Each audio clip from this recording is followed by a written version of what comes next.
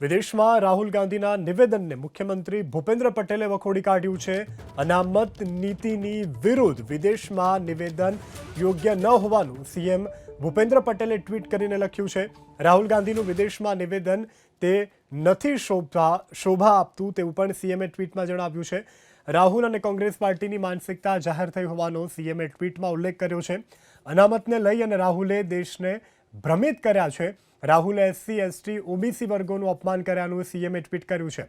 રાહુલે બંધારણના ઘડવૈયાઓનું પણ અપમાન કર્યાનું સીએમએ ટ્વીટમાં ઉલ્લેખ કર્યો છે.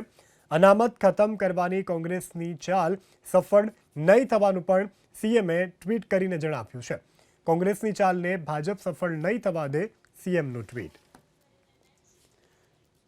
તો આ તરફ રાજ્યના ગૃહ રાજ્યમંત્રી હર્ષ સંઘવીએ પણ રાહુલ ગાંધીના નિવેદન ઉપર પલટવાર કર્યો છે.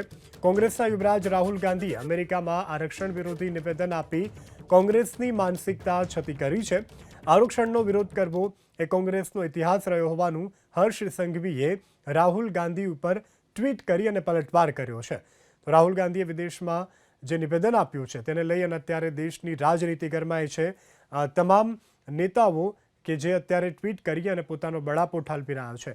તો રાહુલ ગાંધીએ નિવેદનમાં શું કહ્યું છે આવો એ પણ સાંભળીએ. Somebody misquoted me yesterday saying that I'm against reservations. I've been saying again and again and again, we're going to increase reservations beyond 50%, and I'm not against reservations.